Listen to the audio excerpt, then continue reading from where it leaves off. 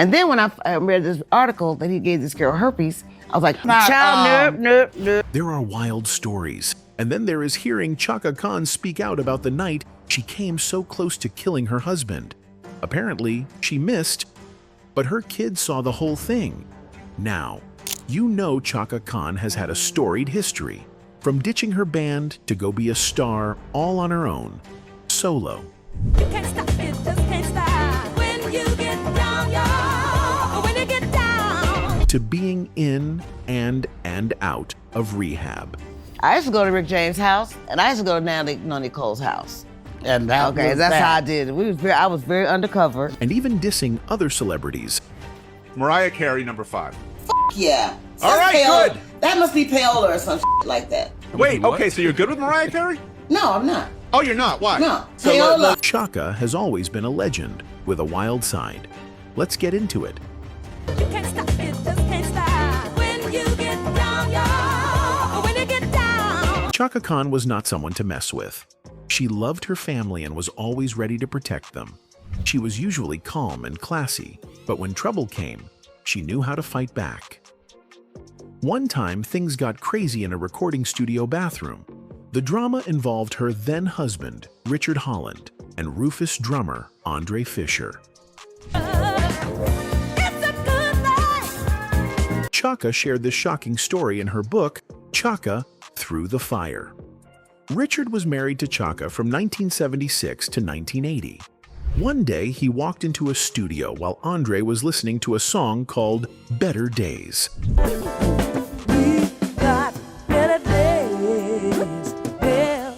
It was for the Rufus album, Ask Rufus. Richard told Andre that the song sounded great. Everything seemed fine at first, but then Andre asked Richard to step into the bathroom for a private talk. That's when things got bad. Once inside the bathroom, Andre suddenly started yelling at Richard. He told him, "Don't you ever tell me what to do." And all the Rufus singles were picked for me. I would give my vote and try to make sure that that single got released. Then, out of nowhere, Andre punched Richard in the head. Richard was much smaller than Andre. He was about 5 feet 9 inches and weighed 140 pounds. Andre was a giant compared to him, standing at 6 feet 5 inches and weighing 350 pounds. Richard had no chance of fighting back. He screamed so loud that people in the studio heard him. Chaka was in the studio when she heard Richard's screams. She ran straight to the bathroom. She didn't stop to think. She grabbed a bottle of Courvoisier and hit Andre over the head with it. In the movies, bottles break, but this one didn't. Andre turned on Chaka, and the fight got even worse. Luckily, some of the band members and a roadie ran in to help. Things could have ended badly if they hadn't stepped in. Richard wanted to take legal action against Andre. He wanted to sue him for the attack, but their manager told him not to do it. A lawsuit would bring bad publicity for the group. In the end, Andre was kicked out of Rufus, and Chaka never spoke to him again. She moved on, but this wasn't the last time Andre was violent toward her. Rufus basically broke up to the point where most of the individuals either became producers or still did musician work. Chaka said that Andre also attacked her while she was pregnant. This happened during a tour with the rock star Iggy Pop.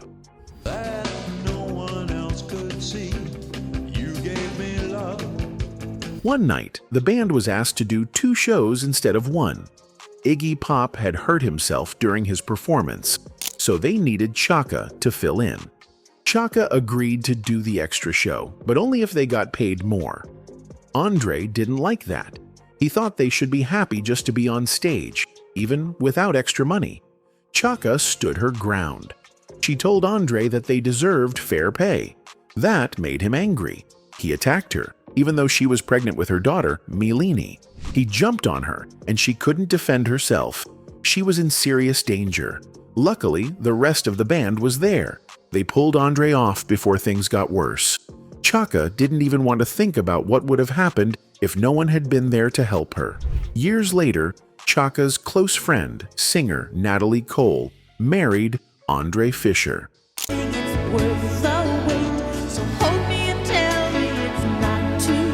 This changed their friendship.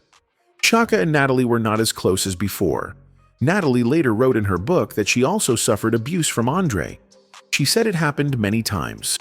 They stayed married for a few years, but in 1995, they got divorced. Andre never spoke publicly about Chaka or Natalie's claims. Don't you hear me talking, baby? Love me now. I'll go. Back in the day, Chaka Khan had one shocking incident that was definitely kept under wraps. But she dodged this bullet by the skin of her teeth. She has admitted to being involved in a very hostile situation with her then-husband, Richard Holland. It all went down while Chaka was 8 months pregnant with their son, Damien, and she ended up doing the unthinkable. Typically, when we think of domestic disputes, we usually think of the man being the aggressor. Chaka said this particular incident was provoked by her. In her 2003 memoir, Through the Fire, Chaka had previously detailed the dangerous incident, but didn't disclose who the man was. It wasn't until 2012 that she revealed it was her ex-husband, Richard, whom she'd once fired multiple shots at during a very hostile argument. She stated that one night in 1976, she called Holland to let him know she was on her way home, had forgotten her house keys, therefore requesting him to leave the keys in their secret hiding spot. She says that when she finally returned home, the keys were not there, so she had to break a window to get in. This pissed her off, and once Richard arrived later that evening, Chaka explained what happened. Chaka tells National Enquirer, "I went for the shotgun, loaded it, pulled the trigger. I missed him because as soon as he saw the gun, he hightailed it into the office, slammed the door, and turned out the lights." Khan called police for help, but lied to authorities and blamed the shooting incident on an intruder. She continues, "When I came to my senses as blood trickled from the wound above my eye, I wanted to damn myself to hell that Malini, her then 4-year-old daughter, had witnessed something like this. Not that it was the first fight she ever saw, but it was definitely the worst. I called the cops and made like there was an intruder in the house." Apparently, when the cops showed up to Chaka's home, they didn't buy her story because they hauled her husband off to jail instead. Following the fiasco, Chaka had a chance to settle down and soon realized what the depth of her actions. So, there I was, an almost felon, the mother of a 5-year-old, with another baby on the way, a screwed-up marriage, and bills on top of bills. And there were thousands of women out there envying Chaka Khan, thinking if only they were me. Needless to say, Chaka's trigger-happy moment ended her marriage to Richard Holland, the man she wrote her hit song, Sweet Thing, for. Sweet thing. Had Chaka landed one of those bullets into her husband, soul music as we know it would have been totally different, because Chaka would not have been able to build the long-lasting legacy she's built now. Split-second decisions are vital. They can be our best friends or our own worst enemies if we're not thinking logically. We're glad that Chaka had a bad aim that day, and hopefully the effects of her daughter, Indira, experiencing such a volatile event, didn't mentally or psychologically scar her for life. One of her big songs was Through the Fire.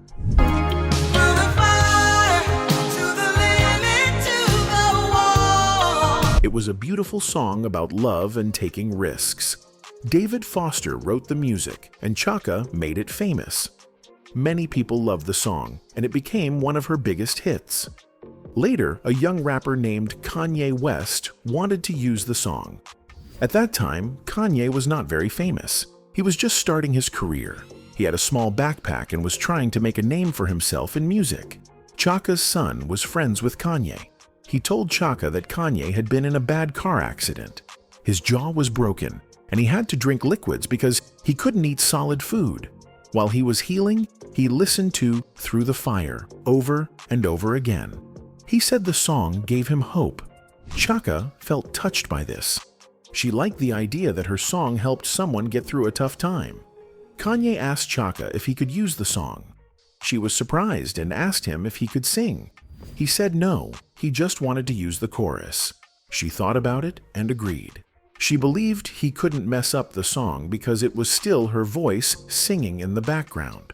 But when she finally heard what Kanye did, she was very disappointed. He had changed the way her voice sounded. He sped it up and made it sound different. It's your boy Kanye Titter. Shot-town, what's going on? Chaka was not happy at all. She felt like he had ruined her song. When I came, I was like, like some kind Fast of. forward, yeah. It was fast. I was pissed. You were. I thought it was a little insulting. And I'm not insulting. I thought it was stupid. Many artists in the music industry have had their songs sampled by rappers. Some don't mind because they make money from it. They receive checks whenever the new version of the song is played. But Chaka didn't care about money. She cared about respect. She felt Kanye had disrespected her music by changing it so much. She thought it was an insult. She wished she had never allowed him to use her song.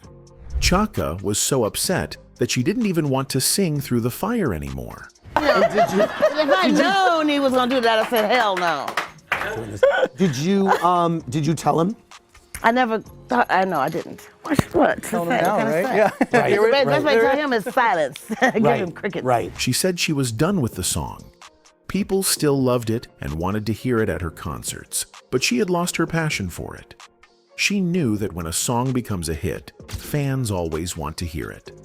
But after singing the same song for over 35 years, she felt different about it. It no longer felt special to her. 1980s drug use. In 2013, Chaka Khan appeared on a TV show called Celebrity Ghost Stories. He is he's what you call a shadow person. And he used to sit in hotels, wherever I was. She talked about seeing a shadow man. She said he would always be near her, sitting in a chair by the window of her hotel room. Even if she was on a high floor, she would see his shadow outside the window. The shadow man scared her, and she stayed awake until the sun came up. Then he would fade away, and she could finally sleep. I would stay awake, until the sun started coming up, and then he would start fade away, and then I could sleep. At first, she thought she saw the shadow man because she was under the influence of drugs or alcohol. But even when she was sober, she still saw him. He stayed with her for many years. Later, she learned how to control her fears and make him go away. She believed she had the power to stop whatever was haunting her. He would be in the chair by the window, even if I was on the 28th floor. Sometimes he'd be outside the window and I could see his shadow coming in through the drapes. Chaka went to rehab 3 times. She said rehab helped her take a break from the bad habits she had. It gave her a safe place to get away from the people and things that made her use drugs. She believed that rehab could help people stop for a while. But in the end, they had to make the decision to stay clean. That's when he came into my life, but he did stay with me, during sober times as well. She also talked about how different things were in the past. When she was struggling with addiction, there was no social media. There were no cell phones or paparazzi following her everywhere. She and other stars could have their troubles in private. Chaka also faced deep emotional struggles. One of her most famous songs, I'm Every Woman,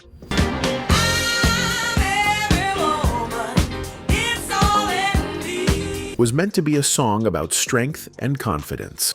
But when she first started singing it, she felt the opposite. She was filled with insecurity and doubt. She questioned if she even had the right to sing such a powerful song. Instead of feeling strong, she felt broken inside. Life on the road made things even harder for her. She often felt alone and depressed while touring. As the only woman on many of her tours, she struggled with loneliness.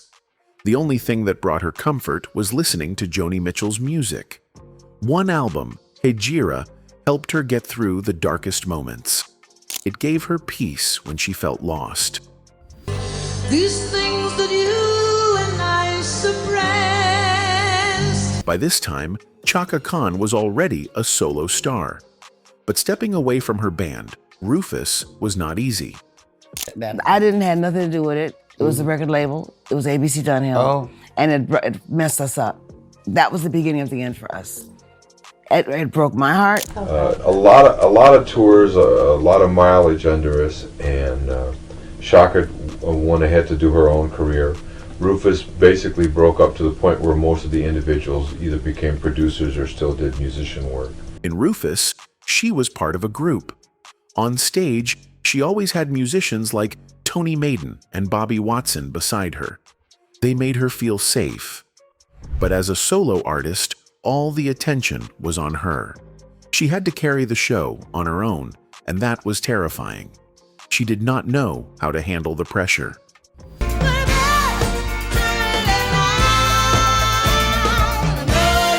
Things got worse because of problems with the record company. She felt like they were taking advantage of Rufus and of her.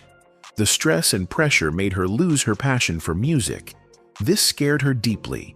She felt like if she lost her love for singing, she would have nothing left. She was desperate to hold on, so she turned to substance abuse. It was her way of coping with the pain.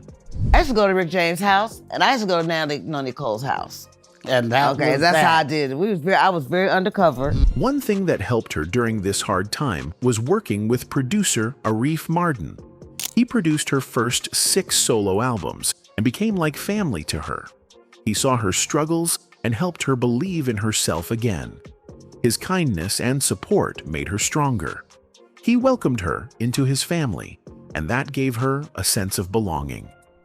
Having people who truly cared about her made a big difference. It gave her the strength to keep going, even when times were tough. In March 2023, singer Chaka Khan spoke about Rolling Stone's list of the 200 greatest singers of all time. She was ranked number 29, but she did not agree with the list. She was surprised that Mariah Carey was in the 5th spot. She joked that Mariah's ranking was because of payola, which means paying money for better placement. She also did not understand why Adele was number 22. She reacted by throwing her hands up and joking, "Okay, I quit." Chaka felt that some artists were placed too high, while others were not ranked fairly. Mariah Carey, number 5. Yeah. All right, payola. good. That must be payola or some like that. Wait, okay, so you're good with Mariah Carey? No, I'm not. Oh, you're not? Why? No, So, payola. Her comments caused a lot of discussion. Some people agreed with her, while others thought she was being unfair. Many fans and artists felt that music is about personal taste, and ranking singers was not important. The comments spread quickly online, and people started talking about whether these lists truly represented talent. Just ahead of you, Who? Adele at 22. Okay, I quit. I'm sorry. Run through it. What do you want me to do? You want me to Tell tell me you more? something else. Give me somebody else. After some time, Chaka Khan apologized. She wrote on Instagram that she should not have spoken that way. She said she was caught in a conversation that made her compare herself to others. She admitted that artists should not be in competition because music is a gift. She also said that she never meant to hurt anyone's feelings. She apologized to anyone who felt upset by her words. Oh, my sister. My inspiration. Chaka Khan once talked about her friendship with Prince. Many people thought they had a romantic relationship, but she said that was never the case. She admired him for his talent, his beautiful eyes, and his genius mind. But she never felt attracted to him in that way. She said Prince was shorter than her, and that was a problem for her. She joked that she didn't want someone who had to climb up to kiss her, even though she was only 5 feet tall. He's fabulous, and he's a genius and all that. I loved him for all those things, but never in that way. If you have to climb up to my lips, then we He have don't a have to problem. go I'm that only far. 5 feet tall. He don't have to go on that a far good up. day. Many women found Prince irresistible. Chaka said that some women just looked at him and their clothes would fall off. He had that kind of effect on people. But she was not one of those women. She needed more than just a pretty face. She admitted she could be shallow, but she did not see Prince in a romantic way. She saw him as a friend and a musical partner. He was like very you. smart. He had all the attributes that I would put into someone that I would be interested in every way. Now, you know, also, However, except he You know, we did music together. That was what we Sure, really, sure. that's what we really, you know, Bonded. yes. Prince and Chaka made great music together. That was where they connected the most. They worked well in the studio, and their bond was based on their love for music. She said they recorded an entire album together in just 3 weeks. She was shocked when Prince told her they were done because she thought there was more work to do. But that was just how he was, fast and focused. Later, she read an article that said Prince had given a woman herpes. When she saw that, she felt relieved that she had never been with him. She joked that if she had ever thought about it before, that news made her feel even better about her decision. She said she could live comfortably, knowing she never slept with him. She made it clear that she never had a relationship with Rick James. When someone asked her if she had been with him, she quickly said, "Hell no." She wanted people to know that she was not that kind of woman. Hell no. I would have touched with that with your stuff. Stop it. It Stop. was too warm. No, that shit was nerd. I was not that kind of woman, ever. She laughed and said she could count the number of men she had been with on 2 hands without using all her fingers. She also said men were often scared of her because she was strong and confident. Chaka also talked about how her band, Rufus, changed. You can't stop it, just can't stop. When you get down, y'all. When you get down, ain't no turn. At first, they were just called Rufus, but later, the record company changed the name to Rufus featuring Chaka Khan. She was not happy about this. She said she had nothing to do with it. It was the record label's decision. She wanted the group to stay as a band, not just about her, but the company wanted her to be in front. This caused problems in the group. Some of the band members felt left out. Chaka said it hurt her a lot because she never wanted to be the only focus. She wanted the band to succeed together. The name change was the beginning of the end for them. It broke her heart, but she stayed as long as she could. She also talked about working with Quincy Jones. She said he was like a great uncle to her. She loved working with him, and they had a close relationship. She called him a genius and said she still had a lot of love for him. Chaka remembered working with Rick James on a song called Slow Dancing.